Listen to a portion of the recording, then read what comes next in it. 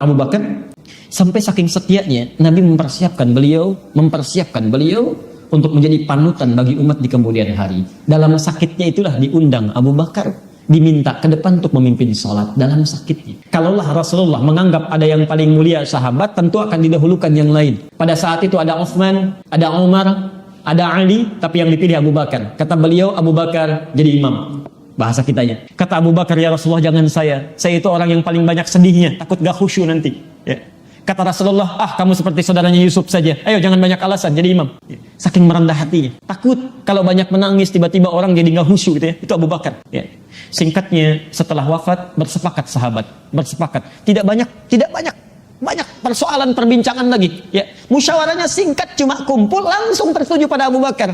Abu Bakar menjadikan khalifah pertama. Dijadikan khalifah pertama menggantikan Rasulullah SAW. Selesai. Ini sekaligus kisah ini membantah secara nyata dari sisi sejarah orang-orang yang mengatakan bahwa, mohon maaf, sahabat-sahabat Nabi khususnya Abu Bakar itu merampas kekhalifahan dari Ali. Seharusnya Ali yang ditugaskan oleh Nabi, diwasiatkan menjadi seorang khalifah, itu dirampas oleh Abu Bakar pertama kali. Makanya dendam betul, ada orang-orang yang dendam kepada Abu Bakar, ya marah, mencelaknya, bahkan menyebut anaknya sebagai pelacur. Na'udzubillah, ya. Masya Allah, hati-hati, ya. Itu karena merampas kekhalifahan Ali. Kisah ini sekaligus membantah secara langsung, ya. Kalau Abu Bakar mengambil kekhalifahan dari Ali misalnya, ya, atas wasiat Rasulullah, tentu sahabat tidak akan mudah untuk menyetujuinya. Yang paling menarik, Ali pun pada saat itu tidak pikir lama menyetujui. Sederhana ya? Ali saja menyetujui. Masa anda yang datang kemudian mengatakan bahwa maaf, Abu Bakar merampas kekhalifahan, kan tidak tepat. Satu. Kemudian saya persingkat, Abu Bakar meninggal dunia. Islam telah menyebar luas dengan bagusnya. Meninggal karena penyakit sakit. Digantikan oleh Umar. Umar beda dengan Abu Bakar.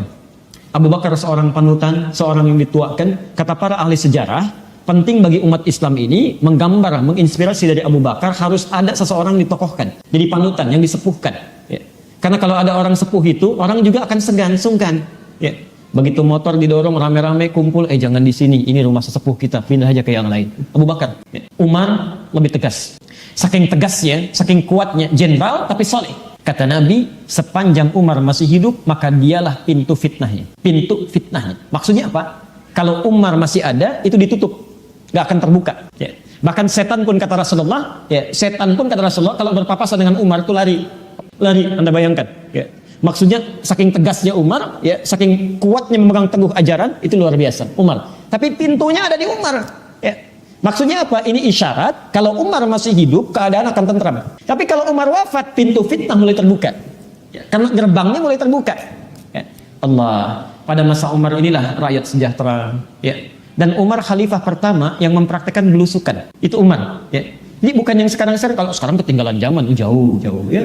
Dan nggak pakai media, kalau Umar itu nggak pakai media. Ya. Jadi sifatnya abadi. Jadi ada yang pakai hati nurani, ada yang kayak pulsa. Pulsa itu kan kalau diisi habis selesai gitu kan. Nah, ada yang kayak pulsa, rame diliput, sudah habis masanya selesai. Kalau ini nggak diliput sampai sekarang masih dikenal. Satu kali seorang ibu dengan 3 anaknya itu sibuk. Ibunya sibuk masak, anaknya mendengar itu langsung ngantuk tidur. Ternyata yang dimasak bukan makanan, batu pakai pasir digoreng-goreng begini. Ya, saking nggak punya makanannya.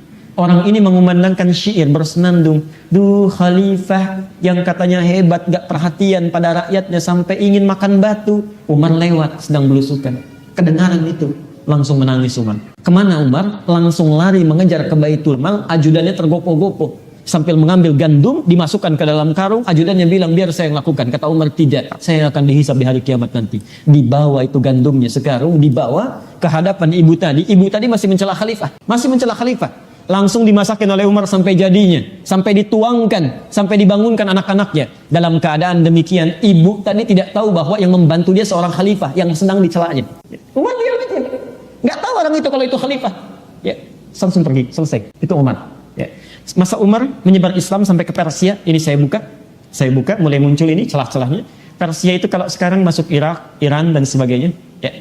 Ditaklukkan Persia di masa Umar bin Khattab, semakin luas Islam. Anda penting tahu, Persia sebelum ditaklukkan, itu Persia itu sudah lekat dengan kultus, ya, dengan tahayul, dengan filsafat, sudah kuat sekali, ya, sudah kuat sekali. Ya, dengan cerita-cerita, ya, macam-macam. Ditaklukkan itu dimasukkan nilai Islam di dalamnya. Singkatnya menyebar Islam, hancur imperium Persia. Nah, ada satu orang masuk Islam, seorang budak, ya, budak. Pikirannya pendek, ya, kadang-kadang mudah disusupi, namanya Abu Lu'lu'ah. Abu Lu'lu'ah. Ya. Orang ini ketika masuk Islam, sesekali dia menatap ke arah tempat dia dilahirkan di Persia. Dulu kok maju, hebat ini, tapi kok setelah Islam datang jadi begini, hilang keemasannya, berubah fungsinya. Ya, dulu mereka punya menara. Ya, ini Al-Ihsan PTN punya menara. Ya. Tahu artinya menara? Apa artinya? Menara? Nah, kalau tidak tahu katakan wallahu a'lam. Apa artinya menara? Kok antum bisa bikin gitu? Wallahu a'lam. Baik. Ya. Menara dari kata manarun, artinya tempat api. Tempat api. Di nar itu api. Ya. Manarun tempat api. Manarah tempat api. Ya. Di Persia itu dulu, ya. Mereka kan diantara termasuk golongan majusi, ya, nyembahnya ke api. Jadi kalau mau mereka ibadah, itu mereka menghadap ke api baru menyembah. Di antara api-api yang paling favorit itu mereka bangun di tempat yang tinggi, tempatnya tinggi, besar, ya. Di situ disimpan api, mereka sujud ke situ. Ya. Tempat yang disebut dengan manarah. Ketika ditaklukkan oleh Islam, diganti itu, dihilangkan apinya, diganti menjadi tempat azan. Ya. Jadi orang kalau azan ke situ, naik, ya, supaya lebih terdengar. Ya. Lebih nyaring, terdengar, dan lebih luas jangkauan suaranya. Maka dia lihat dulu yang tadinya megah, banyak apinya, kok sekarang cuma suara-suara saja. Masuk bisikan-bisikan yang tidak baik, diprovokasi oleh orang, mulailah muncul keinginan untuk mengeksekusi siapa ini yang telah berbuat begini. Puncaknya tertuju pikirannya pada Umar bin Khattab. Ya.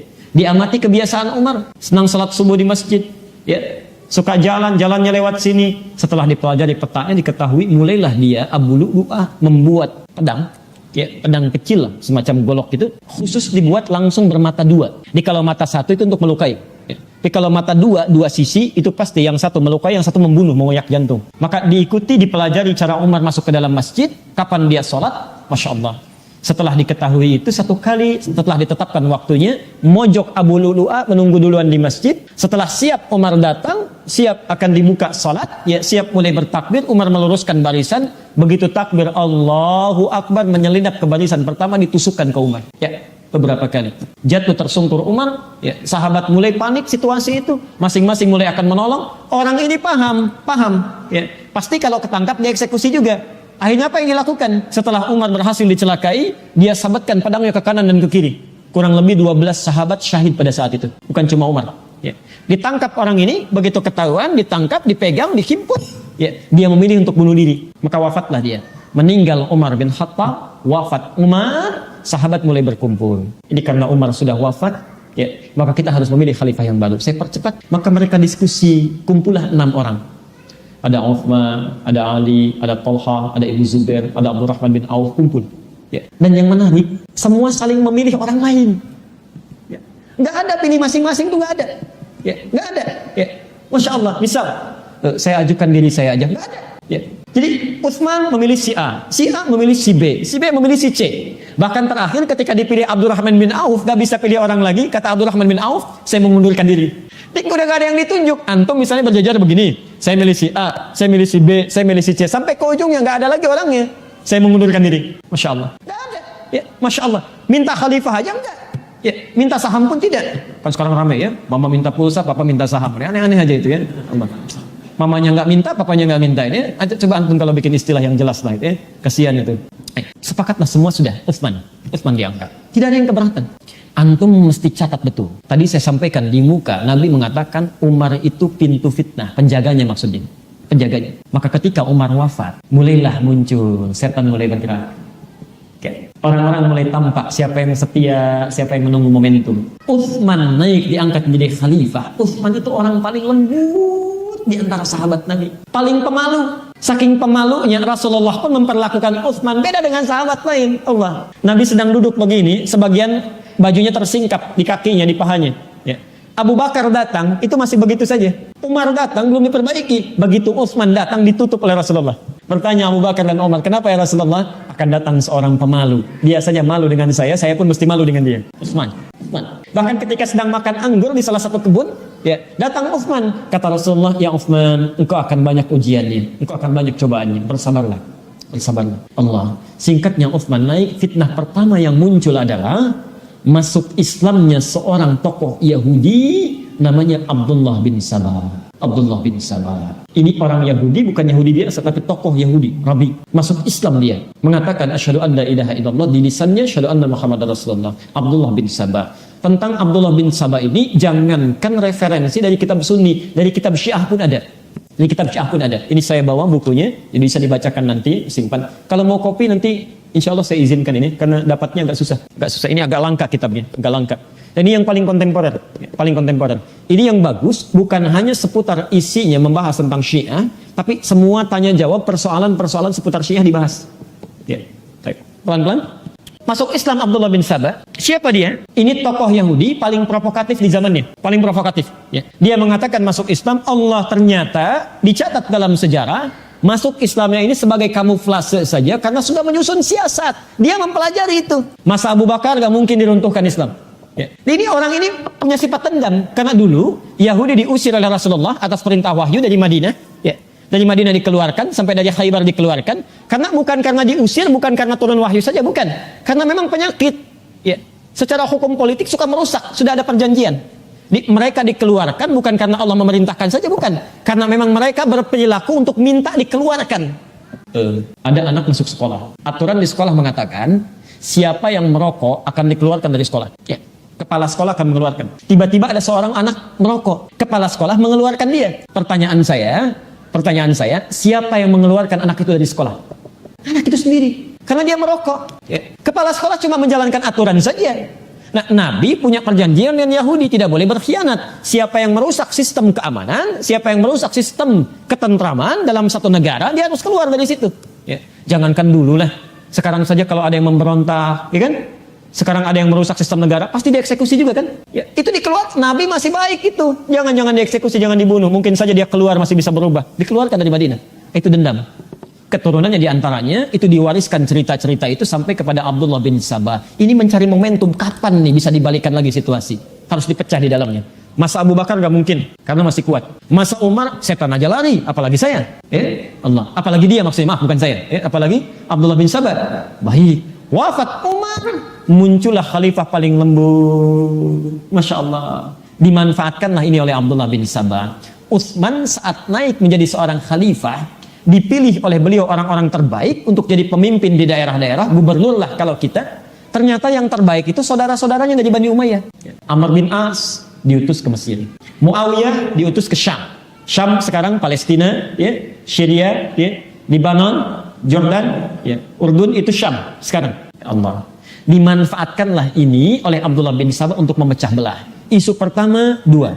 Satu, perhatikan, disebarkan di Madinah isu Utsman itu nepotisme katanya. Yang dipilih cuma keluarganya aja, padahal ada sahabat terbaik. Ya. Tapi yang diberikan informasi ini bukan para sahabat-sahabat yang senior, bukan. Ini kalangan-kalangan awam yang biasa. Yang umum-umum. Tuh lihat pemimpin kita sudah mulai nepotisme. Zaman Umar gak ada begitu. Allah. Nah, yang paling menarik, orang gak ada yang percaya karena orang Madinah itu tahu siapa Utsman. Tahu. Ya. Utsman seorang sahabat diistimewakan oleh Nabi. Orang Madinah Darul Hijrah, Masya Allah. Tidak ada yang percaya. Karena itulah pindah dia keluar dari Madinah. Perginya kemana? Mulai pergi ke daerah Irak. Kemudian ke Mesir. Isu yang ditampilkan menjadi dua. Boleh ditambahkan. Utsman itu bukan hanya nepotisme, tapi sesungguhnya juga Allah itu telah merampas haknya Ali bin Abi Thalib. Telah merampas haknya Ali bin Abi Thalib. Karena sesungguhnya dalam rapat dewan untuk menentukan tuh Ali yang lebih diunggulkan, tapi Utsman yang kemudian mengajukan diri. Mulai diperlebar. Mulai.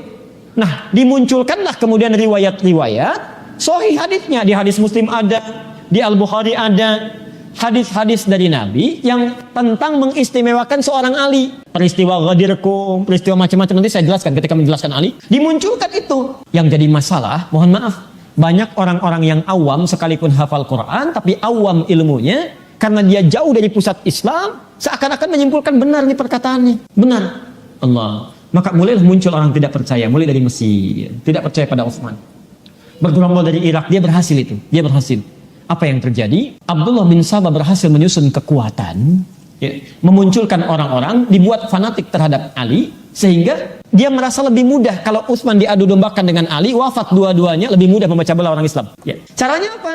Maka dimunculkan orang-orang yang fanatik kepada Ali, dimunculkan isu, yang kedua dimunculkan isu nepotisme. Maka didoronglah mereka untuk demonstrasi. Mulai tadinya jauh, ya. Sahabat mengusulkan termasuk Ali, Utsman ini mesti diselesaikan. Kata Utsman saking lembutnya, ya tapi tidak boleh ada pertumpahan darah. Ini Utsman, tidak boleh ada pembunuhan di masa saya. Walaupun saya mesti wafat lebih dulu. Allah. Nah, sifat ini secara politik lemah. Secara politik lemah. Ya. Ini orang-orang yang sudah kelihatan bermasalah, ya, tidak diinterogasi, tidak dihukum, bahkan tidak diluruskan, tapi saking lembutnya jangan sampai ada pertumpahan darah macam-macam, ya. Jadi secara politik lemah. Maka dimanfaatkanlah ini oleh musuh-musuhnya yang sudah mulai berkembang, dibawa mereka sebagian besar untuk datang ke Madinah. Maka muncullah orang mulai berdemonstrasi ke istananya Utsman di Madinah. Tidak sedikit, Bu. Pak, dikepung istana Utsman. Saya persingkat saja. Dikepung. Ali, saking sayangnya dengan Utsman, itu mengutus dua anaknya langsung, Hasan dan Husain. Diutus. Kata Ali, jaga pintu rumah Utsman. Jaga. Ya, jaga. Karena kalau Ali yang berangkat, nanti tuduhan semakin runcing. Oh benar, ini fanatik terhadap Ali. Karena Ali sedang diagung-agungkan. Orang akan fitnah semakin menyebar luas. Ali tahu itu. Maka diutus dua anaknya jaga Utsman. Ali mengerjakan yang lain. Allah, saya persingkat, mohon maaf ya. Ini kisahnya agak sebetulnya tidak nyaman untuk disampaikan. 3 orang memanfaatkan situasi sedang rame-ramenya. Kalau kita demo di luar rame, 3 orang, ini qadar Allah dengan izin Allah, itu naik berputar ke satu tembok. Dia lompati istana Utsman. 1 bawa pedang, 2 bawa besi, yang ketiga sudah bersiap dengan tangannya. Dalam situasi dia saat naik, ada seorang, Anda kalau punya rezeki, coba beli buku tentang sahabat-sahabat Nabi karya Syekh As-Sallabi. As-Sallabi. Ini kitab yang paling bagus ya, As-Sallabi. Beliau itu seorang sejarawan, sekarang nomor 1 di dunia, yang paling dikagumi dan tulisannya sangat objektif, ya, argumentasinya sangat kuat, dalilnya kuat. Jadi dari sisi manapun susah digoyahkan. Itu As-Sallabi. Itu orang Libya. Orang Libya tinggal di Qatar, ya, dan mengajar di Qatar. Sekarang masih hidup Syekh Sallabi. Kalau dalam bahasa Indonesia sudah diterjemahkan, penerbitnya Pustaka Al-Kautsar. Pustaka Al-Kautsar. Saat itu Utsman sedang tertidur, ya. Kemudian minta kepada ajudannya, pembantunya, supaya tidak dibangunkan kecuali pada masa sekian ingin baca Quran. Ya. Ketika tiba waktunya dibangunkan, Utsman bertanya, kenapa engkau bangunkan saya? Kata pembantunya, kan Anda yang minta. Kata Utsman, sungguh barusan saya bermimpi bertemu dengan Abu Bakar dan Umar. Mereka katakan jangan dulu buka, nanti bukanya sama-sama dengan kami, dengan Rasulullah SAW. Lalu baca Quranlah beliau. Saat sedang baca Quran itulah 3 orang tadi naik, langsung mendobrak keadaan pintu kamarnya Utsman. Yang satu yang tidak bawa apa-apa itu langsung menarik Utsman. Saya persingkat, yang bawa pedang langsung menusuknya, yang bawa besi tadi menusuk Utsman dari tenggorokan langsung ke atas. Ya, wafat Utsman. Ya, bahkan ada riwayat lain menyebutkan sampai disembelih, sampai dieksekusi. Orang panik, tersebar berita. Orang ini lari, tidak diketahui siapa. Dia pergi, lari meninggalkan tempatnya Utsman. Ya, qadar Allah tersebar berita. Khalifah mat. Khalifah telah wafat. Menyebar berita itu yang pertama kali membuncah kemarahannya itu Ali bin Abi Thalib. Ya. Kalau secara nalar politik logika tentu akan senang, ya. Akan senang kalau menurut tuduhan sementara orang Ali ingin merampas kekhalifahan Utsman, akan senang, logikanya demikian. Tapi ini marah luar biasa, ini menunjukkan Ali paham bahwa khalifah yang sah itu Utsman. Ya, nggak boleh kita makar dan sebagainya. Apa yang terjadi? Itu langsung Ali menuju pada lokasi pertama kali dilakukan itu, menampar Hasan, menendang Husain. Hasan ditampar, Husain ditendang sampai terjerembab itu keduanya. Kenapa kalian nggak jaga khalifah, kata Ali. Allah. Utsman meninggal. Singkatnya saat Utsman wafat, Allah ingin dicari siapa pelakunya. Tapi setelah masa demikian, tidak mungkin itu bisa berlangsung kecuali ada pemimpin baru diangkat. Maka rapatlah para sahabat, secara singkat diputuskanlah Ali untuk menggantikan. Abdullah bin Sabah ini paham ini, ya. Kalau seketika ini dicari-cari, pasti ketemu juga beliau. Akhirnya apa? Merapatlah Abdullah bin Sabah kepada safnya Ali. Diangkat sanjung-sanjung khalifah. Oh Masya Allah, ini khalifah katanya, kan harus kita angkat, harus macam-macam. Dibawa orang untuk setia kepada Ali. Setia kepada Ali. Ya. Saat yang bersamaan ketika mulai diangkat, itu kan tadi saya sampaikan demonstrasi sudah di mana-mana. Kekacauan mulai muncul. Ada yang di Mesir, ada yang di Irak, ada yang di mana-mana. Nah, Ali menginginkan membereskan dulu situasi. Tenangkan ini, redakan ini, baru kemudian kita cari siapa pembunuh Utsman. Selesaikan. Nah, keluarganya Utsman menginginkan Utsman dulu yang diselesaikan. Siapa pembunuhnya, cari. Ya. Ali berpikiran kalau konsentrasi ke sana, nanti negara nggak akan stabil. Ya, kebanyakan orang akan ramai ini. Maka terjadilah peristiwa. Muawiyah, kerabatnya Utsman, ya, itu menunda baiatnya kepada Ali. Ali, saya akan berbaiat kepada engkau kalau sekiranya pembunuh Utsman sudah engkau temukan. Ya. Tapi saya mengakui engkau khalifah, cuma belum berbaiat saja. Tunggu dulu sampai itu selesai. Ya. Ali berpandangan, aduh kamu baiat saja dulu, nanti kita selesaikan sama-sama. Kata Muawiyah tidak, karena nanti akan muncul banyak fitnah. Fitnah di keluarga, fitnah macam-macam. Disinilah kemudian Abdullah bin Sabah masuk lagi. Ketika Ali mengutus utusan kepada Muawiyah, Abdullah bin Sabah bermain. Sampai kepada Muawiyah disampaikan, Ali sebetulnya sudah merencanakan untuk peperangan. Baik ya, bagi siapapun yang tidak mengikuti berbaiat kepadanya. Ya.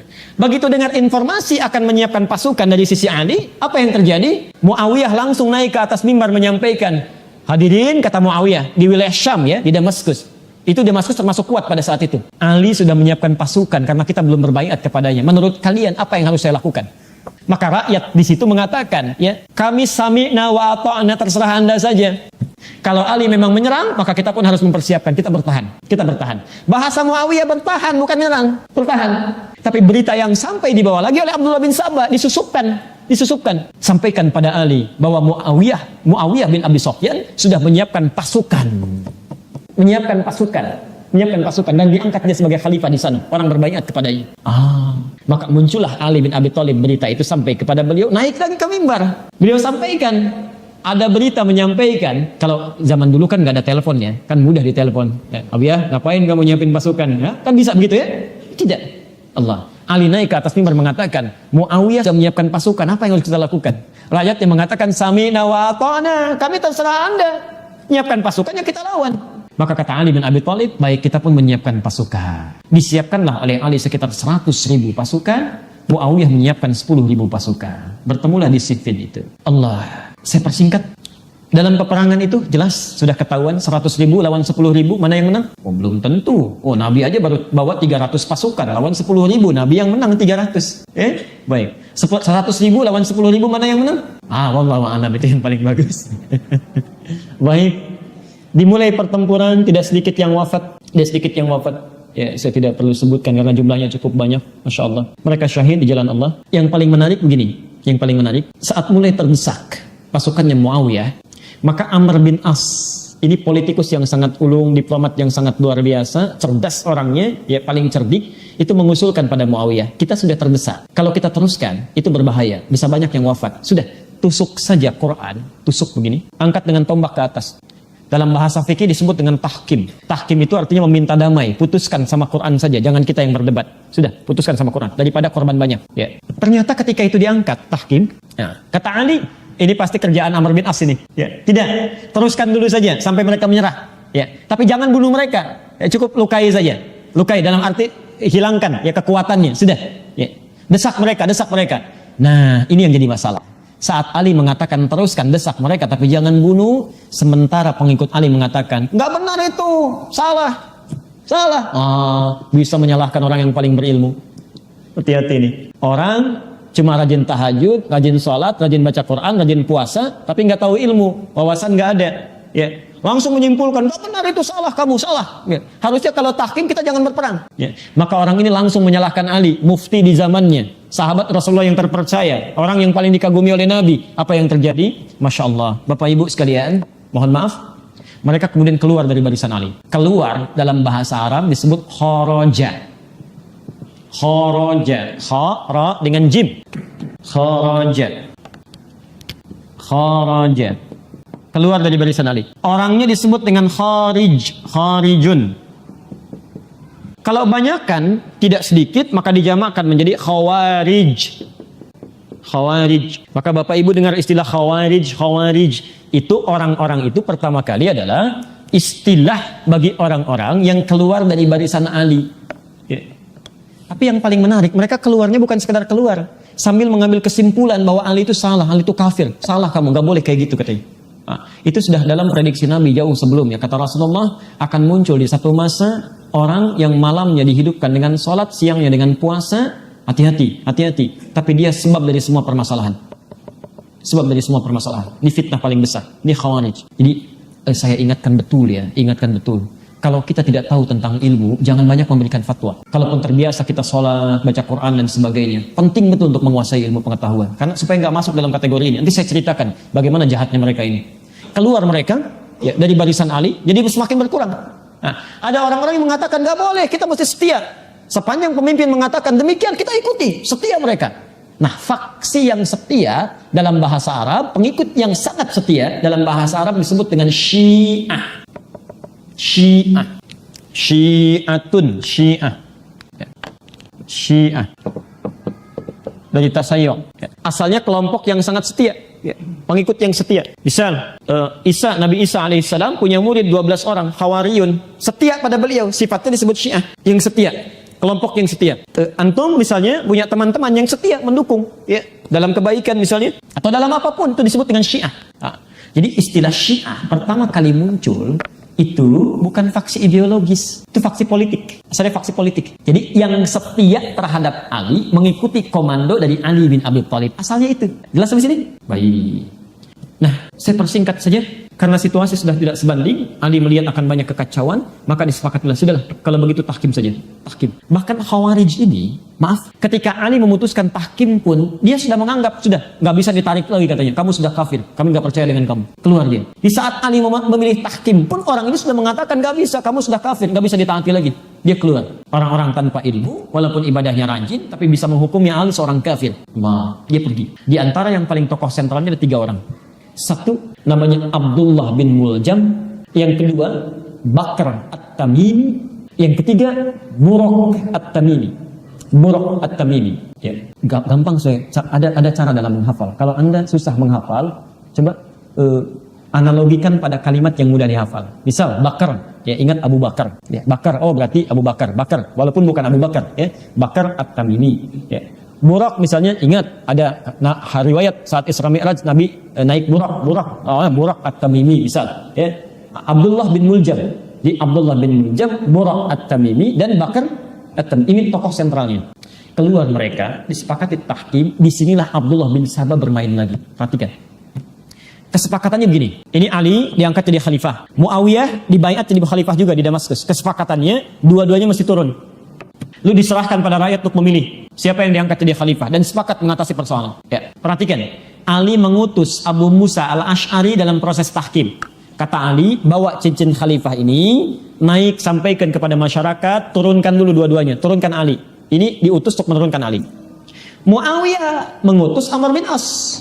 Begitu Abu Musa Al-Asy'ari naik ke atas mengatakan, saya dengan kesepakatan bersama menurunkan Ali dari khalifah, selesai. Begitu selesai, ini Abdullah bin Sabah mulai bisik-bisik. Ali kan sudah diturunkan, angkat aja biar gampang Muawiyah jadi khalifah. Ali kan sudah turun, paling gampang angkat Muawiyah jadi khalifah. Ini orang ini pindah kemana, ke sana kemari pindah. Allah, hati-hati nih, hati-hati. Ada tipikal orang begini nih. Ya. Maka dari itulah muncul Amr bin As naik menyampaikan, karena Ali sudah diturunkan, maka kami mengangkat Muawiyah menjadi khalifah. Ali nggak marah tuh, nggak marah. Bisa Ali mengatakan itu nggak benar, itu bukan perjanjian kita, bisa. Tapi Ali paham, kalau hukum sudah ditampilkan di hadapan khalayak sudah selesai. Sudah, kalau hukum sudah ditampilkan tidak boleh lagi berbeda. Ali tunduk itu, sudah dibuat kesepakatan. Yang penting rakyat tentram. Itulah keunggulan Ali, seorang anak muda yang disayang oleh Rasulullah SAW. Saking sayangnya, itulah orang yang diutus oleh Rasulullah, diutus langsung oleh Nabi ke rumahnya untuk menggantikan tempat tidur Nabi, Ali bin Abi Thalib. Bapak Ibu sekalian, waktu mau hijrah, banyak orang tidak tahu kisahnya. Taunya rumah Nabi dikepung aja. Saking ketatnya pengepungan rumah Nabi, dalam riwayat disebutkan, kata para sejarawan, jangankan orang, binatang saja mau masuk itu sudah kena itu.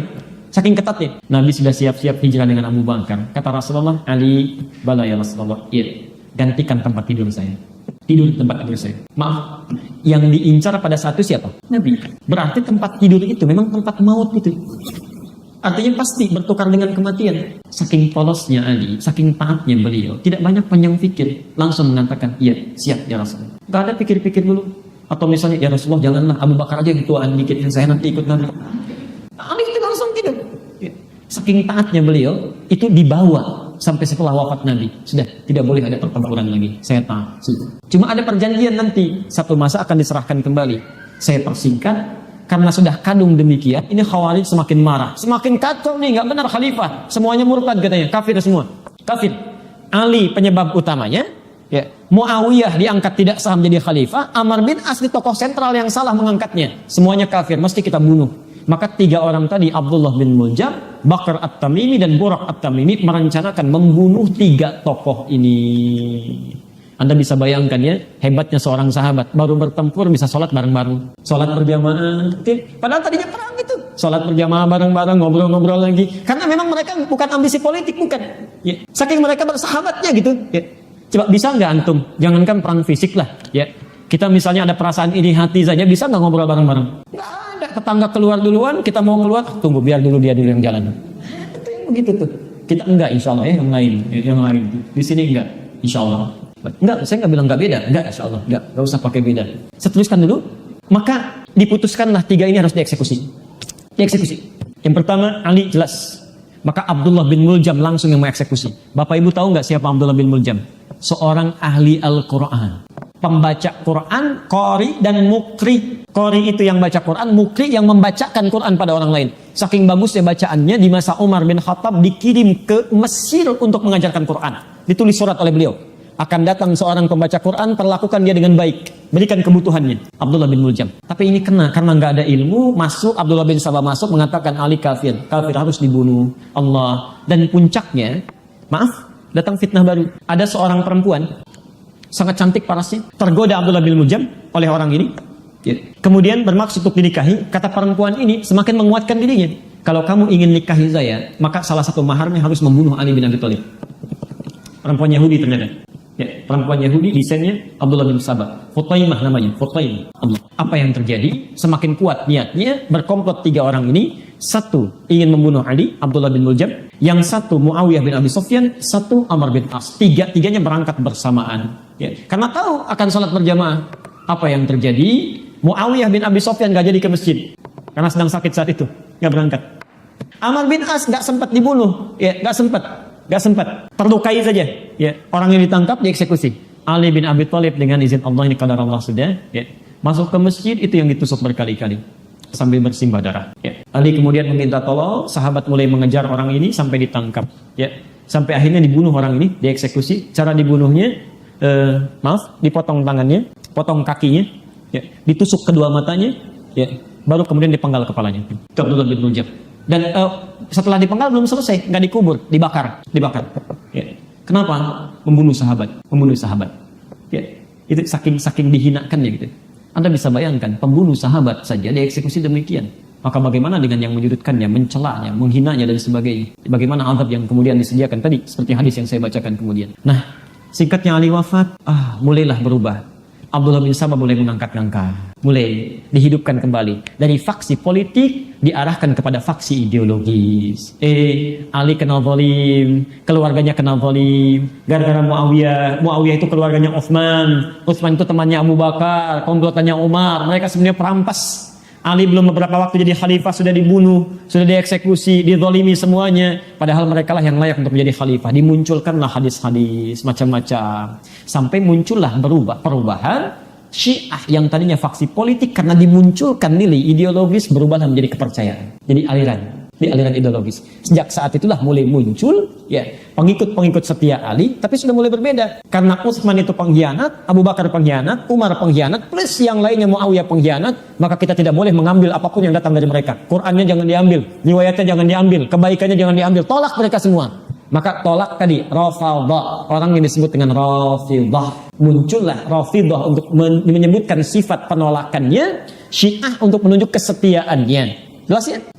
Mulai kompornya mulai dibakar, ya, menunya mulai disiapkan, hidangan mulai dimasak. Dari sinilah kemudian dimunculkan hadis-hadis baru, ya, ayat-ayat Quran baru. Kemudian mulai ajaran-ajaran baru sampai muncullah diantaranya rukun Islam ada berapa kita? 5. Sama, Syiah pun 5. Cuma yang 5 ini gak mau menerima dari riwayat-riwayat yang selain dari mereka saja. Unik. Satu apa? Syahadat. Syahadatnya apa? La ilaha illallah, syahadu anna Subhanallah. Ada tambahan lagi? Ada. Yang kedua apa? Salat. 3. Zakat. 4. Puasa. 5. Haji. Nah, syahadat Syiah itu mesti beda. Kita harus beda dengan mereka lain. Mereka nggak ada. Yang pertama, rukun Islamnya nggak ada syahadat. Nggak ada syahadat. Jadi di Syiah itu nggak ada syahadat. Karena kata mereka, orang Islam sudah otomatis syahadat, nggak perlu syahadat lagi. Itu satu. Nggak masuk rukun. ya otomatis. Tapi lucunya kalau mau masuk Syiah syahadat lagi. Ya. Dan syahadatnya jadi 3 nanti, 3. Ya. Yang pertama asyhadu an la ilaha illallah, kedua asyhadu anna Muhammadar Rasulullah, yang ketiga asyhadu annal imamata, ya saya bersaksi bahwa imamah kepemimpinan ada setelah Rasulullah. Itu yang dimaksudkan bukan Abu Bakar, Umar, Utsman, bukan. Tapi setelah itu langsung ke Ali dan 12 imam setelahnya. Ya. 12 dalam bahasa Arab disebut dengan Itsna Asyar. Muncullah istilah Syiah Itsna Asyariyah, 12 imam. Ya. Imam-imam ini kata mereka itu menggantikan kedudukan Rasulullah. Dilangsung, ya. Dari Rasulullah langsung ke Ali, langsung keturunan Ali dari Husain, langsung terus. Yang ke-12 ini sedang bersembunyi. Saya juga nggak tahu kenapa sembunyi. Ya, jadi belum nampak, nggak ada yang tahu. Dan nanti satu saat akan datang. Ya, akan datang. Namanya Al-Mahdi, Al-Muntazar. Al-Mahdi yang ditunggu-tunggu nanti akan datang. Dan saat datang unik. Datangnya langsung ke Madinah membangunkan Nabi.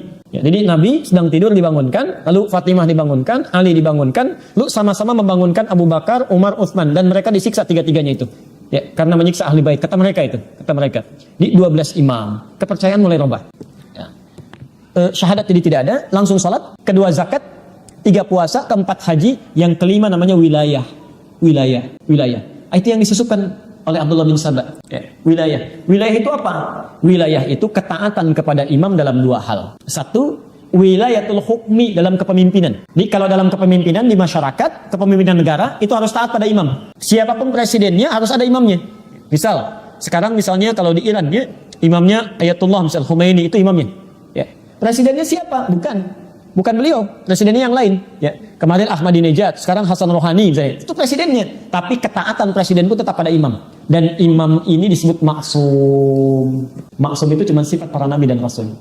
Maksum itu artinya bebas dari kesalahan. Yang bebas dari kesalahan untuk membedakan dengan manusia biasa itu cuma nabi dan rasul. Jadi tidak ada manusia biasa yang maksum.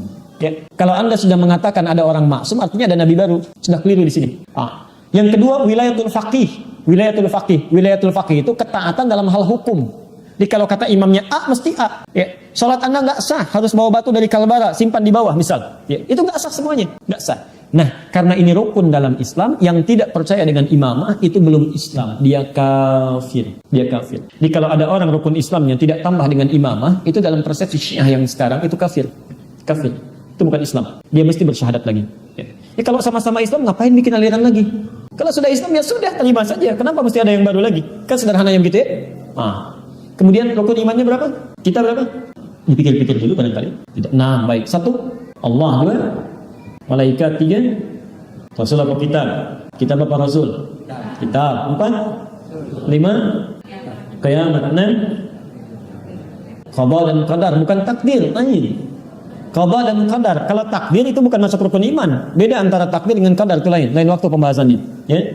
Baik. Sekarang lihat di Syiah rukun imannya 5. 1, tauhid namanya. Tauhid. 2, nubuwah, kenabian. Ketiga, imamah yang tadi. Yang keempat, al-adlu, keadilan. Dan yang kelima, al-ma'ad, kepulangan. Jadi cuma 5, gak ada 6. Saya langsung buat aturan cepat saja. Aturan cepat. Dalam kaidah akidah sederhana.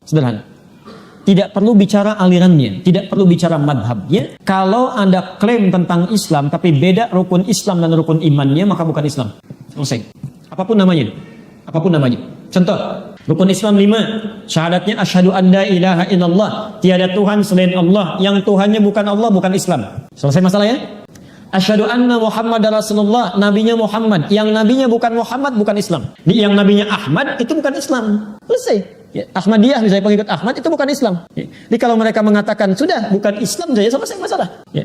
Karena nabinya harus Muhammad. Apalagi hilang Allahnya, hilang Muhammadnya, syahadatnya nggak ada. Ya, pasti bermasalah. Ya. Dan 5 tidak berkurang, tidak nambah. Sekarang kalau nambah 1 pasti bukan Islam. Karena cuma 5 saja. Ya. Rukun iman apalagi pasti 6. Kalau kurang 1 nambah 1 pasti bukan. Jadi di sini bisa disimpulkan kalau ada orang-orang apapun namanya melanggar rukun Islam dan rukun iman, maka bahasa yang paling gampang itu pasti bukan Islam. Ya, makanya Nabi tegas menyampaikan di satu masa akan muncul orang-orang, ya kan, yang mencela sahabat-sahabat Nabi, menegaskan itu hukumannya luar biasa, lebih daripada orang musyrik, orang kafir. Orang kafir aja nggak begitu. Ya, orang kafir aja nggak begitu. Baik. Jadi kalau sudah jelas uraian ini, cukup saya tegaskan dengan gamblang ya, bahwa mohon maaf tidak perlu pakai spanduk pun. Bisa lihat ada spanduk di luar dan sebagainya ya, dan sebagainya, cukup ditebarkan. Kalau kita dengar istilah-istilah lagi baik itu Syiah ataupun yang lainnya yang menyimpang dari rukun Islam dan rukun iman, maka cukup jauhi, tinggalkan, jangan banyak dibahas. Itu sudah tidak ada kaitannya dengan, bukan masalah madhab lagi, itu sudah beda keyakinan, sudah lain ya. Jadi kalau ada ustaz misalnya atau siapa yang mengatakan oh itu hanya beda madhab saja, seperti NU dengan Muhammadiyah, NU dengan Muhammadiyah sama rukun Islamnya, rukun imannya sama, pendirinya bersaudara, ya sama-sama belajar di guru yang sama, gak ada bedanya. Ya, Masya Allah. Tapi kalau ini sudah lain. Ya, ada beberapa hal yang mesti saya jawab dan saya tanyakan. Satu, Islam muncul di mana? Di Arab, Mekah ya. Kalau pewaris Nabi SAW disebut Islam juga, pasti akan banyak ada di Arab. Pertanyaan saya, kenapa munculnya banyak di Persia dan pusatnya ada di Iran? Ya kalau benar-benar Islamnya baik, pasti di Arab akan banyak. Tidak ada. Tidak ada, terutama di dua wilayah utama. Di Makkah, Madinah itu nggak ada. Coba cek silakan. Di Makkah, Madinah nggak ada Syiah. Di Arab Saudi ada, timur Arab Saudi itu ada Syiah. Tapi nggak ada di Makkah, di Madinah itu nggak ada. Dan Nabi mengatakan wilayah paling aman itu Makkah, Madinah. Nggak akan ditembus oleh Dajjal. Nggak akan ditembus. Artinya apa? Ketika di Makkah dan di Madinah pun tidak ada Syiah, artinya tidak aman. Percayaan ini bukan Islam. Sederhana saja. Sederhana gitu. Kalau ada, kalau benar pasti ada di situ. Tapi nggak ada. Di Makkah nggak ada, di Madinah nggak ada. Satu itu. Yang kedua, ini yang mesti saya sampaikan. Pernah dengar hadis tentang Ghadir Qum? Ghadir Qum itu yang sering diangkat-angkat ya, dan ada perayaannya. Itu perayaan sering dipelesetkan 10 Muharram, yaitu peringatan wafatnya Husain. Nabi berkabung. Sebelum Husain dilahirkan 10 Muharram sudah ada. Sudah ada. Itu peringatan Yahudi sebagai syukur Nabi Musa dibebaskan dari Fir'aun. Jauh sebelum Husain lahir. Kok bisa Anda kaitkan dengan peringatan bersedihnya, berkabungnya atas wafatnya Husain? Sebelum Husain lahir sudah ada 10 Muharram itu. Ya. Yang paling menarik gini, ada peringatan Ghadir Qum yang kemarin tidak diizinkan, kemudian ke Bogor oleh Bima Arya, kemudian dibubarkan juga. Ghadir Qum sering diplesetkan sebagai hadis ketetapan dari Rasulullah untuk mengangkat Ali sebagai khalifah. Itu kesalahannya fatal sekali. Kesalahannya fatal. Ghadir Qum itu peristiwa yang berlangsung di perbatasan Mekah dengan Madinah untuk menunjukkan kecintaan Rasulullah kepada Ali, sahabat Nabi. Dan bahasanya sama persis yang disampaikan pada Abu Bakar termasuk Umar dan Utsman. Jadi kisahnya dengan singkat, sebelum Nabi menunaikan haji wada, Ali diutus ke Yaman untuk berdakwah, menyampaikan risalah seperti Mu'adz diutus. Nyampe di sana ada isu yang tidak enak tentang Ali, disebarkan, digosipkan Ali oleh sementara orang Yaman. Tidak semuanya. Sampai itu ke telinga Rasulullah. Karena itu setelah haji wada, ya, di perbatasan antara Makkah dengan Madinah, digandeng Ali, dibawa, diumumkan pada masyarakat. Perhatikan, man kuntu maulahu fa'aliyun maulah. Ya. Siapa yang menjadikan saya sebagai panutan, maka Ali pun panutannya. Ya. Itu bahasa dalam ilmu bahasa Arab. Kalau seseorang dilekatkan dengan orang lain menggunakan maula, itu bukan khalifah, itu menunjuk pada kecintaan. Maksudnya, kalau Anda cinta pada saya, jadikan saya panutan, maka Ali jangan dicela, ini sahabat saya. Jadikan dia juga sebagai panutan. Itu maksud Nabi. Sama persis kalimat yang disampaikan pada Abu Bakar, pada Utsman dan Ali. Ini yang sering dipelesetkan dan disampaikan, maula itu artinya itu ketaatan dalam khilafah, itu tidak tepat, tidak benar, tidak tepat. Ya. Ini barangkali beberapa persoalan tentang Syiah yang sudah kita bahas. Ini kitab jarang didapatkan, walaupun ada 10 tulisan 10 real gitu ya, tapi agak susah ketemu ini di sini. Ya. Kalau Anda mau kopi, saya nanti akan coba minta staff saya untuk dikopikan. Nanti dari situ silahkan ditebarkan, tapi saya harus mohon izin dulu ini, ya, karena kita nggak boleh memperbanyak sesuatu tanpa izin, ya. Jadi saya akan coba minta izin dulu, ya. Kalau nanti diizinkan untuk disebarkan, ya silahkan disebarkan, dibaca. Ini nggak banyak kok Bu, Pak. Sebentar ya, coba kita cek. Oh, cuma 279 halaman, nggak banyak. Oh, ini juga referensi. 271 halaman, nggak banyak. Ya, seminggu selesai lah. Cuma masih pakai bahasa Arab, ya. Dipakai bahasa Arab. Ya. Ya. Kalau ini agak tebal. Ini banyak ini. Nanti kalau sudah selesai kajian, kita nanti coba bahas ini ya. Bahas ini supaya paham betul tulisan beliau itu bagaimana sebetulnya. Ya. Jangan-jangan yang ditulis beliau nggak sama dengan yang sekarang dipahami orang. Ini banyak sekali keutamaan buku ini. Ini masih ada bahasa Indonesianya. Ya, masih ada. Cuma ini kata pengantarnya, isinya bahasa Arab juga. Ini pengantar dari cucunya dalam penerbitan. Ada 3 halaman bahasa Indonesia. Tapi kalau mau isinya pakai bahasa Arab juga. Insyaallah. Jelas sudah saya? Jelas ya? Jadi kesimpulannya, dan tidak perlu banyak disimpulkan, Syiah itu kalau sudah dengar tentang Syiah, ini saya tidak membela A dengan B ya. Jangan ketika bicara Syiah pasti Wahabi. Enak saja lisannya mengatakan. Ya. Kadang-kadang orang yang bilang Wahabi pun nggak ngerti apa itu Wahabi. Ya. Terus kalau bicara Wahabi pasti Syiah gitu. Anda maunya apa sih betulnya? Ya. Ini nggak ada hubungan. Saya tidak ada hubungan dengan Wahabi, dengan Syiah, dengan macam-macam. Tapi ini adalah materi yang memang harus disampaikan, harus diketahui oleh setiap muslim. Dan kita membutuhkan pengetahuan ini. Karena sedang marak-marak isunya. Ya. Di kesimpulannya, An-Nisa ayat 140. Itu kesimpulan terbaiknya dari Quran. Waqad nazzala 'alaikum fil kitab. Sungguh tetap ketentuan dalam Al-Quran. An idza sami'tum ayatillahi yukfar biha wa yustahza'u biha. Kalau Anda mendengar ayat-ayat Allah diingkari. Ya, rukun Islam ada 5 diingkari. Iman ada 6 diingkari. Wa yustahza'u biha atau mengolok-olok. Hati-hati ya, ada orang mengolok-olok nilai-nilai Islam, ya, mengolok-olok apapun itu, tentang pakaian, tentang hijab, tentang janggut, tentang macam-macam, maka aturannya perhatikan. Fala taqudu ma'ahum, jangan duduk bergaul bersanding dengan mereka. Tulisannya jangan dibaca, acaranya jangan ditonton, ya. Mohon maaf, sudah tinggalkan aja, tinggalkan. Hatta yakhudhu fi haditsin ghairihi, sampai mereka bertobat dan pindah pada perkataan yang lebih baik lagi. Innakum idzam misluhum, kalau Anda banyak bahas tentang itu, sharing status, dibahas-bahas, jadi penasaran. Ujung-ujungnya kata Quran bisa seperti mereka itu. Ya. Sudah, kalau sudah jelas menyimpang, jangan banyak dibahas, jangan banyak didiskusikan, sudah ketahui itu adalah hal yang menyimpang, tinggalkan sampai hilang isunya seketika.